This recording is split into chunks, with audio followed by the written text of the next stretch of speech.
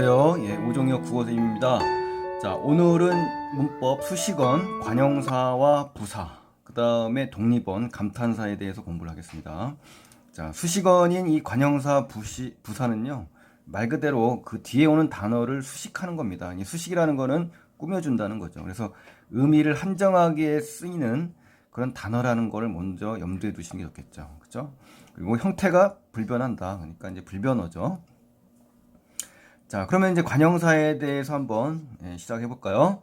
문장에서 주로 체언을 꾸며줍니다. 우리 명사, 대명사, 수사가 체언이잖아요. 그래서 주로 체언을 꾸며주는 역할을 하는 게 이 관형사의 역할이다. 이 관형사를 정확하게 기억을 하시면요, 편리한 점이 부사와 구별이 훨씬 쉽습니다. 그렇기 때문에 이 관형사를 정확히 아는 게 중요하다고 생각합니다.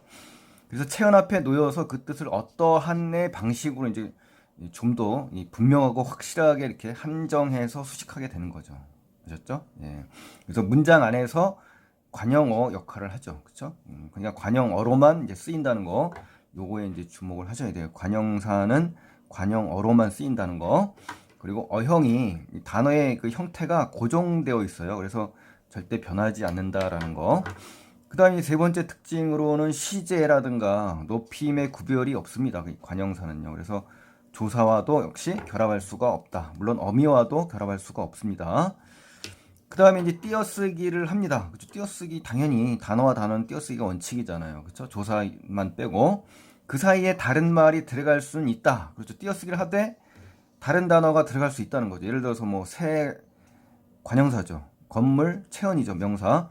이 관공서라는 새로운 이 단어가 좀 들어가 있잖아요. 그렇죠? 그러니까 중간중간에 다른 말이 끼어 들어갈 수 있다. 이렇게 기억을 하시면 좋겠네요. 그 다음에 이제 순서인데요. 이제 관형사의 종류에는 지식, 수, 성상 이런 관형사의 종류가 있는데 이 순서가 있어야 될 거 아니에요. 결합이 될 때. 제일 먼저는 지시 관형사가 제일 처음에 나와야 되고요. 그 다음에 수, 그 다음에 성상 관형사의 순서로 배열이 됩니다. 그래서 예를 들어 보시면 집이 바로 이제 체언이잖아요. 그러니까 지시관형사죠. 한, 그렇죠? 이 수관형사죠. 외딴, 이 성상관형사잖아요. 그러니까 이렇게 순서에 입각해서 수식을 한다라는 거 기억하세요. 그 다음에 이제 종류를 보면요, 관형사에 지시관형사, 성상관형사, 수관형사가 있습니다. 그래서 지시관형사라는 건요, 어떤 대상을 가리키는 거잖아요. 그렇죠? 가리키는 대명사가 지시관형사입니다. 이, 그저, 저런, 요 이런 거.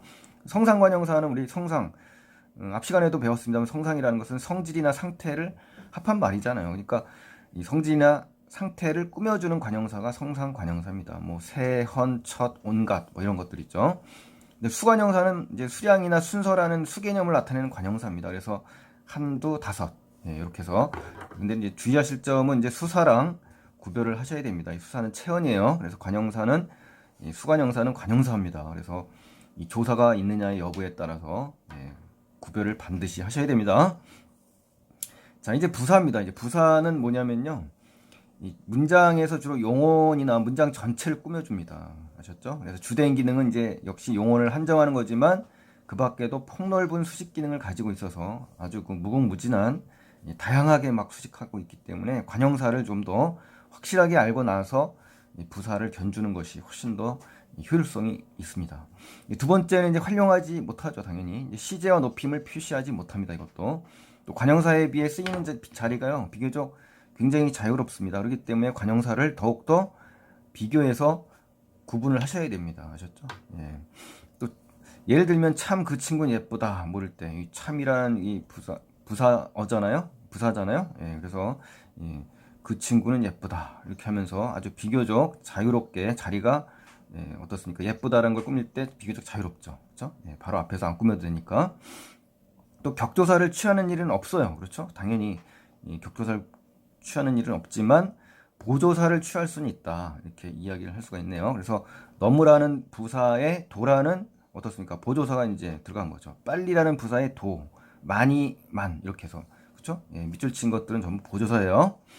또 복수전미사를 사용할 수가 있는데 이 들이라는 게 이제 복수전미사인데 이 복수전미사를 취하기도 하지만 이때 이 들은 뜻이 뭡니까? 주체가 복수라는 뜻입니다. 그래서 어서들 와 할 때 이 들이 바로 복수전미사예요. 천천히들 해라 할 때 이 들도 복수전미사입니다. 그래서 주체가 복수임을 나타내는 그러한 전미사 기능을 한다. 전미사도 포함할 수 있다, 결합할 수 있다 이런 얘기입니다. 자, 종류에는 이제 성분부사와 이제 문장부사로 크게 대별되는데요. 이 성분부사라는 것은 성상부사라든가 지시부사, 부정부사입니다. 그래서 세 가지 경우가 있습니다. 그래서 특히 그 부정부사라는 건요, 꾸밈을 받는 용언의 내용을 부정하는 방식으로 꾸며주는 겁니다. 뭐 아니, 뭐 안부정문, 못부정문 할 때 보셨죠. 그래서 이 성상부사에서는 특히 그 의성어, 의태어, 우리 그 문학 시간에 많이 봤죠. 음성 상징할 때 상징 부사들입니다. 그래서 여기서도 이런 거 한번 참고하시면 좋겠고요. 이게 지시부사에서는 이제 처소라는 거는 이제 장소를 얘기하는 겁니다. 이리, 그리, 저리, 그렇죠? 시간, 오늘, 내일 이러한 지시부사, 성상부사, 부정부사가 있다는 거 기억하시고요. 문장부사에는요, 이 양태부사라고 있습니다. 양태라는 건 말하니의 태도가 담겨 있는 겁니다. 그래서 과연, 정말, 설마, 만약, 제발 뭐 이런 것들 있죠. 이게 양태부사입니다. 이 접속부사는 말 그대로 이어주는 겁니다. 문장이나 단어를 이어주면서 뒷말을 꾸며주는 거겠죠. 부사의 역할이 꾸미는 거니까요. 그래서 우리가 잘 알고 있는 그리고, 그러나, 또는 이런 접속부사가 접속어죠. 이 접속부사가 있다라는 거 꼭 구분해 주시기 바랍니다. 그리고 이제 하나 또 덧붙일 거는 이제 중요하죠. 이제 부사가 꾸며주는 말이 굉장히 자유롭다고 했잖아요. 그래서 이걸 좀 더 기억해 주시면 좋겠는데요. 제대로 알다. 이제 알다가 이제 용언이잖아요. 그렇죠? 이 제대로가 이제 부사고, 그래서 용언을 수식하는 게 이제 대표적인 거죠. 첫 번째로. 근데 두 번째는요, 관형사를 수식합니다. 그러니까 새 옷 할 때 이 새가 관형사잖아요. 근데 아주 새 옷 하면은 새를 꾸미니까 부사가 관형사까지 수식을 한다는 거 기억 꼭 하셔야 되겠죠? 제발 그 사람이 나를 믿어줬으면 좋겠다. 이거는 문장 전체를 꾸밉니다. 또 문장 부사죠. 그 다음에 이제 조금 뒤에 뒤가 바로 뭐냐? 이게 바로 뭡니까? 체언이죠. 체언, 명사, 그렇죠? 그러니까 체언을 수식하는 겁니다. 혹시 또 뒤에를 부사라고 보시면 안 돼요. 이건 부사어지 부사가 아닙니다. 아셨어요? 그거 학생들이 많이 혼돈하니까요. 정확하게. 지금은 문장 성분이 아니라 품사잖아요. 품사. 그러니까 뒤는 부사 더하기 부사격 조사해서 부사어가 된 거고요. 이 뒤 자체는 명사입니다. 명사. 그래서 체언을 수식하게 되는 거죠. 부사가. 그 다음에 이제 네 번째는 꽤 많이 모였다. 이 많이는 역시 부사죠. 부사가 부사를 수식한다는 거. 그죠? 그 다음에 마지막 이렇게 했군요. 5개 정도의 종류가 있다. 요거를 반드시 기억하시면 정말 좋겠습니다.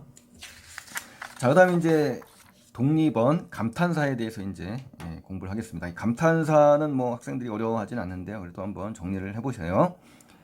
말하는 이의 느낌이 담겨 있거나 놀람, 이런 감정 표현이겠죠. 이런 것을 표현하거나 부른다던가 대답을 나타낼 때, 이럴 때 감탄사가 있습니다. 여러분 그 문학시 시간에 영탄법 이거 질문 많이 한다고 했잖아요. 학생들이 의외로. 그러니까 영탄법과 관련이 있는 겁니다. 이 감탄사가. 그러니까 여기서 좀 공부를 제대로 하셔야 됩니다. 영탄법 질문이 의외로 많습니다. 아셨죠? 고전 공부할 때요. 문장 속에 다른 성분에 얽매이지 않고 독립적으로 쓰입니다. 그래서 그때 이제 느낌표가 이제 들어가는 경우가 많고요. 그 다음에 형태가 변하지 않아요. 그리고 조사와도 결합하지 않습니다. 아셨죠? 조사와도 결합하지 않아요. 그리고 자리를 비교적 자유롭게 옮기면서 문장 성분은 항상 독립어입니다. 그래서 감탄사 뒤에는 대체로 쉼표를 찍습니다. 아셨죠? 또 다른 말이 계속되지 않더라도 단독으로 문장을 이룰 수가 있습니다. 그래서 이렇게 네라는 문장 이런 것도 특징이 있다라는 거 정리를 하시고요. 종류에는 이제 말하는 이의 감정을 표출하는 감탄사가 있습니다. 아차, 하, 어머나, 아이고 이런 것들. 이런 게 바로 이제 뭡니까? 영탄법이라는 거죠. 이런 것들이 이 시조라든가 시에 쓰이면 영탄법으로 연결이 되는 겁니다. 그래서 감탄사를 꼭 한번 정리를 하세요. 상대방이 어떻게 할 거 요구한다든가 자신의 생각을 표시할 때 자, 쉬, 아서라, 옳지, 천만에, 그렇지 이런 것들. 그죠? 상대방의 말에 긍정, 부정 또는 의혹을 표시할 때 응, 네, 아니, 여보세요, 그래, 오냐 뭐 이런 것들이요. 또 입버릇이나 의미 없는 소리에 감탄사 있죠. 뭐 말이지, 그, 저, 에헴 이런 것들. 자, 이런 것들이 전부 뭐다? 감탄사의 종류다라는 거 꼭 기억하세요. 또 감탄사가 아닌데 독립어가 되는 경우도 있습니다. 그게 바로 상대방의 이름을 부르는 경우 있죠. 이게 뭡니까? 체언 더하기, 명사 더하기 혹격조사가 붙었죠. 그래서 이게 독립어이지만 감탄사로 독립어가 되는 경우가 아닙니다. 두 번째 경우에는 감탄형 어미가 붙는 경우가 있겠죠. 예쁘구나. 그렇죠? 예쁘다에 뭐뭐구나라는 감탄형 어미가 붙으면서 형용사가 되면서 감탄사가 아니면서 독립어가 된 경우죠. 그렇죠? 세 번째 경우에는 문장 맨 첫머리에 놓이는 제시어 및 표제어입니다. 청춘, 이는 듣기만 할 때, 이럴 때 이렇게 느낌표 쓰면서 이렇게 독립적으로 쓸 때 요 자체가 명사입니다만 어때요? 독립어로 쓰인다는 거죠. 그렇죠? 예, 그래서 다양하게 독립어를 사용할 수 있는 경우도 있다라는 거 꼭 정리하시면 좋겠네요. 그렇죠? 예, 그래서 오늘은 여기까지 하고요. 용어 퍼즐을 한번 지금까지 공부했던 거를 정리하는 의미에서 한번 채워보시기 바랍니다. 해서 해답은 바로 밑에 있거든요. 여러분 정리 마무리 하시고요. 자, 그러면은 이제 다음 시간에는 문장에 대해서 이제 공부를 하겠습니다, 여러분. 그래서 복습 많이 하시고요. 문법 개념 정리가 정말 중요하다는 거, 문제풀이 이전에 개념 정리를 확실하게 다지고 문제에 대응하시는 것이 훨씬 유리하다는 걸 말씀 다시 한번 드리고 오늘 고맙습니다. 도움이 되셨다면 구독과 좋아요, 댓글 부탁드리겠습니다. 감사합니다.